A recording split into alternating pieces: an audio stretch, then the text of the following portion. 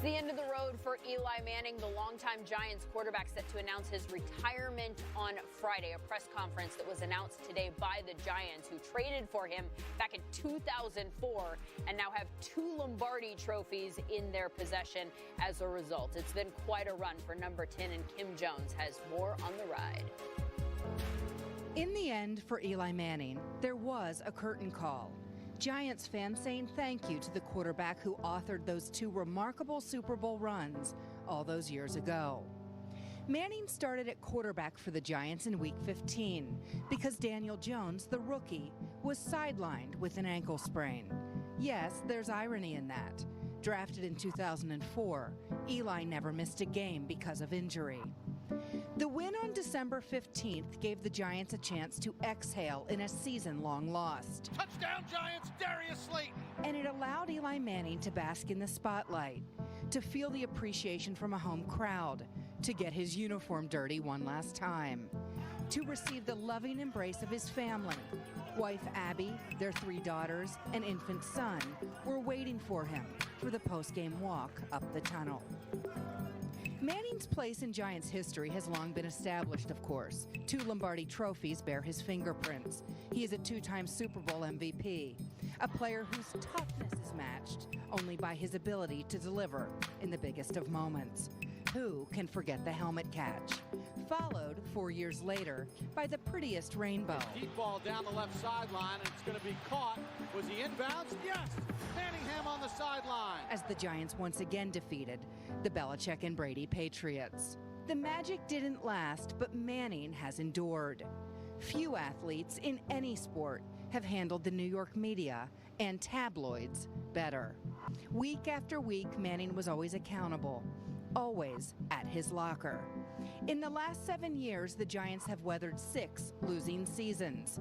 Eli's successor, Jones, was drafted in April, signaling the closing act of Manning's Giants career. Those closest to Eli believe he will never wear another uniform. May the cheers of the crowd continue to echo for Eli Manning, a good teammate, a good man, and forever a champion. Great work there by Kim Jones, who covered Eli for his entire 16-year career there in New York, and joins us now from Mobile, where she is also covering the Senior Bowl this week. You were there for the last game, his last game against the Dolphins in Week 15. How much did that mean to him, you think, to get to go back in that one last time? I think a lot, Lindsay, and I think it meant a lot to the Giants organization that a player that important got one last send-off as he ran up the tunnel. It was his family, wife Abby, their 3 daughters and young son, waiting to join him for that last trek up the tunnel at MetLife Stadium. I also think back, Lindsay, to 2015 when the Giants said farewell to Tom Coughlin, and Eli sat in the audience right in front of media members, and tears ran down his cheeks as Coughlin said, "Eli, it's not your fault." And I also remember other human moments from Eli that were funny moments.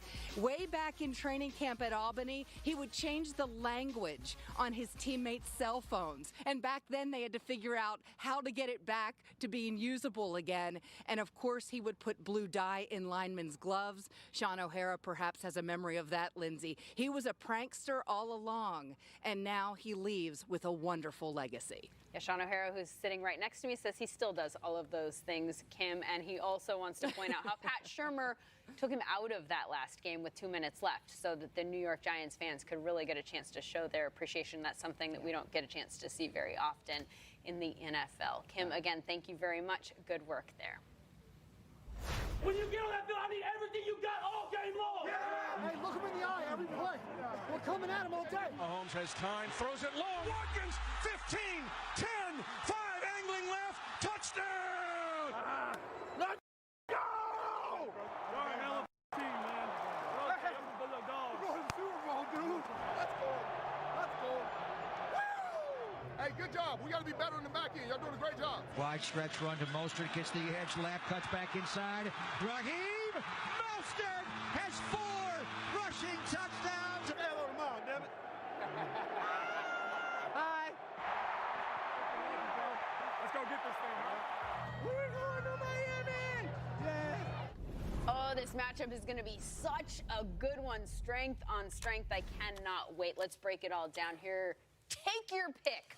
Okay, we're going to go matchup by matchup, and you guys tell me who you like. We're going to start with the tight ends, George Kittle or Travis Kelce. Sean O'Hara, take your pick. Oh, my goodness. This is like asking me to pick between Hulk Hogan and the Ultimate Warrior. It's tough.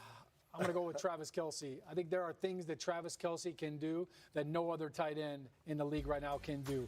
This guy can beat you in man coverage. As you see him right here turning corners around. He can beat you when he's double covered. He can beat you against zone. He's the perfect weapon. I said it yesterday. And I think if you're a quarterback, that tight end right there is a nightmare matchup. Even that little ad-lib play, the backyard football play. So I'll take Kelce. And he's got the best dances. I mean, he's got some moves. You can't lose with that one. Kittle, Kelce, they're both good answers. Yeah. How Kittle's about got some flexes. Jimmy Garoppolo versus the Chiefs pass rush? I'm gonna have to go with the Chiefs pass rush because Jimmy might only hand the ball off. What it was the last game? 8, maybe 9 or 10 times this game. Threw the ball 8 times. Yeah, and this pass rush, that they got Clark. They got guys that can rush the passer. 8 sacks in the last couple games total. And if they're not throwing the ball as much, then I got to go with the pass rushers because they're not going to have that many opportunities. But if they do, because of their offense, because of Pat Mahomes and all the points they can score, then Jimmy G's got to open up a little bit. He's got to throw the ball. We've seen that he can, go a little back and forth with the passing We'll game. see if he has to open up and throw the ball a little more. We keep saying that. I'll say that this, was he only threw the ball 8 times game. in that game, and he still got sacked once. So that's not a good ratio. Stop it. How about the running backs, Raheem Mostert or Damian Williams? Yeah, both good running backs. I'll take Raheem Mostert just because I think Raheem Mostert is going to get more carries and more touches. When you look at this 49ers offense now, if Tevin Coleman isn't ready to play, he's got some time to get healthy, but Mostert is the hot hand right now. Kyle is always going to go with the hot hand. He's been playing with great bursts, running through tackles right there, so I think Mostert's going to have a big game. Keeping our eye on Tevin Coleman there with that dislocated shoulder, a story that we're going to pay attention to leading up to this Super Bowl. Okay, 49ers secondary or Chiefs wide receiver? Man, I love me some Sherman. That's my guy, the Sherman. But he's going against the USA Track Club. Yes. With the Chiefs. Michael Johnson with the gold spikes. And you better involve Kelce with the receivers because he plays like a receiver, and they use him. All these guys run, dang near, 4.3 or under. They're fast. They do a lot of route combinations. Andy Reid does a lot of formations. He moves guys around. He gets them open in space. Pat Mahomes is going to deliver it. If you miss a tackle in the open field, it's a touchdown. I got to go with the receiver. Yeah. Niners pass rush for Pat Mahomes. Give me Pat Mahomes. This man is unbelievable. He looks like Neo from The Matrix when he's out on the field. Everything's in slow motion. You look at the run that he had last week. When you look at what he does within the pocket, he does something that Aaron Rodgers didn't do against the 49ers last week. He could step up and buy some time with his legs. So I think Mahomes makes it a long day for this gold rush. Okay, so that's 4 votes for the Chiefs and 1 vote for the Niners. I'm always keeping score, Sean. That's what we do here in football. We'll see what all of that means for the game next Sunday in Miami, during which you could win some money. The Rocket Mortgage Super Bowl Square Sweepstakes paying out $50,000 for every score change during Super Bowl 54, plus 2 grand prize winners will win $500,000 they could use toward their dream home. See rules and enter for free at rocketmortgagesquares.com. So Sean O'Hara won his first and only Super Bowl. Willie McGinnis lost his first, but don't pity the man. He went on to win 3. After the break, what advice do they have for the 97 players on the Chiefs and Niners without Super Bowl experience? Pat's the leader of the team, and everybody knows that. When the ball comes your way, you make a play. From day one, I've been accepted to go out there and be who I am. Mahomes doing more things that you're not supposed to be able to do. Everything in this league is earned. Kittle made the catch, runs over a man. No one was going to give it to us. That's a hell of a catch. That's a hell of a catch. I mean, guys aren't just happy to be here. Guys are playing to win. We will whip these guys out. All we got to do is do our job and punch them in the mouth every single play. I love adversity. We're going to go out there and just find the way to win the football game, whatever it takes. It's going to be a dogfight. The Super Bowl, it is a different beast, and the 2 teams going this year have a lot of guys who have never been before. Just 7 players on the 49ers have been to the big game in the past. Sherman and Emmanuel Sanders have been there twice, so that's how you get the 9 Super Bowl games played on the roster. Look at the Chiefs side of things, guys. Only 2 players have ever been to the Super Bowl. That's Stefan Wisniewski and Terrell Suggs. So what are they in for? Let's go players only. Willie McGinnis and Sean O'Hara. All right, Sean, the biggest game of your life. You've done everything to get to this point. There's so many things going on with the Super Bowl. Where do you start? Well, I mean, the toughest thing is getting over the wow factor. You know, you're in uncharted territory, and you can't believe that you're there. But I think the biggest thing is that use that extra week that is happening right now to handle all the business. All right, and tickets, there's drama. Look, people think that it's no big deal. No, it's a big deal. You only get so many tickets. Everybody wants to come. You can't have to worry about that. You can't spend too much energy on that. And don't be afraid to say no. That's the one thing I think a lot of players really struggle with is they're trying to please everybody and fly everybody here, do this. No, it's okay. People can find their own way to get there and find their own tickets if they have to. So don't be afraid to say no. And I think that's part of the Super Bowl, right? There's a Super Bowl and there's the actual game. Yeah. In my very first Super Bowl, I think I got caught up in everything that the Super Bowl is comprised of. The parties that was going on, the family members, trying to go have dinners, trying to meet with everybody, trying to pretty much please everything that, all my friends and family. And I got caught up. Like, I was prepared and I worked hard and I practiced hard. But during the game and after the game was a blur. And I was fortunate enough to play in more Super Bowls than I learned. Like, you got to focus, you got to push everything out and just do all football. And then after the game, you can invite all those things, but the Super Bowl and the game is 2 different monsters. Yeah, and I think one thing that as the game gets closer, and we use that extra bye week to prepare our bodies as well, conditioning is a factor. And it's funny because you think, hey, it's the end of the season, I'm in game shape, I'm good, you don't need to do any extra. We heard Andy Reid talk about, hey, get a little extra running in because we're playing down in Miami. Guess what? That Super Bowl game gets hot, right? And all of a sudden you've burnt up so much energy in pregame, and it's the longest game ever. So you got to get some extra conditioning because you never know when a scrum might break out, just like Eli did right here. Thank goodness he was doing extra conditioning, and thank goodness David Tyree did some extra conditioning right here. I think this play right here is a great example of, guess what?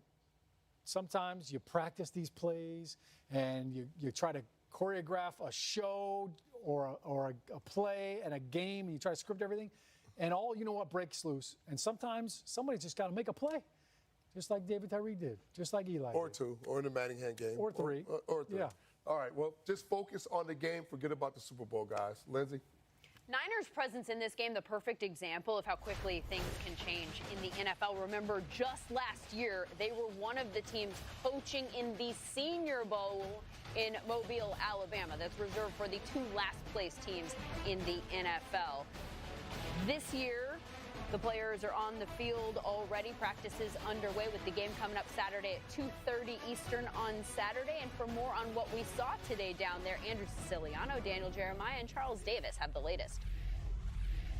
High Total Access coming up a little bit later, 8 o'clock Eastern time for the Reese's Senior Bowl recap show. We'll tell you what we saw today, which included Daniel Jeremiah. What? Keeping an eye on the quarterbacks. I thought Jordan Love from Utah State yesterday struggled, really up and down. I thought today, especially when we got into the team session, thought he really did his best work. And Justin Herbert stacked another consistent day as well. And Jalen Hurts is another one who's played well over a couple days. So good showing for the quarterbacks today. And didn't a few extra receivers emerge for you as well? Because you were talking about Chase Claypool from Notre Dame, Michael Pittman from USC. How do you separate them? But there have been others, including Van Jefferson from Florida. Van Jefferson's been the best route runner here through 2 days, and we really see it today. And you know what else we'll see? Brian Kelly from Notre Dame, the head coach. I thought he did a great job breaking down his players and some play and what you need to be a pretty good football player at every level. The Notre Dame head coach will join us. Also talk to the VP of player personnel for the Cincinnati Bengals, Duke Tobin.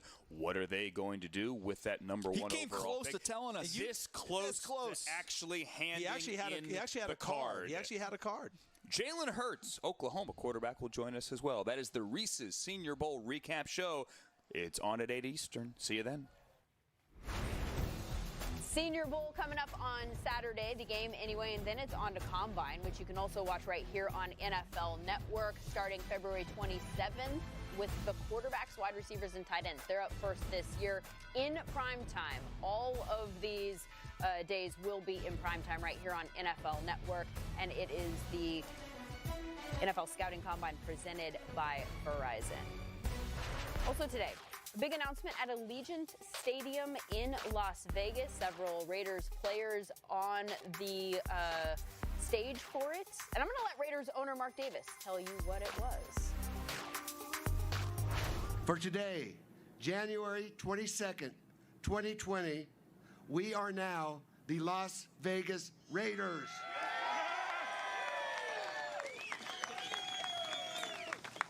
And today, Las Vegas officially becomes our nation's capital. We had some great memories in Oakland. Wish we could have brought that city a championship, but looks like we're going to have to do it here, man, because this welcome was special, I think, for our owner. I think it was special for our team, special for the guys that were here. You know, when we went up there to stake our claim here, the reception that we got was overwhelming. It was really awesome. This is the third time in the Raiders franchise history that they have relocated in this manner, and they had a lot of success after that move to LA. As you see, they went 7-9 in 1981. In 1982, after they moved, they went 8-1 in a strike-shortened season, and then they won the Super Bowl the year after that in 1983. So we'll see if this move ignites jumpstart in the Las Vegas Raiders as well. The news that we figured was coming sooner or later actually came sooner. Eli Manning set to announce his retirement on Friday after the break on NFL Total Access. A story from Sean that will remind you just how clutch this guy could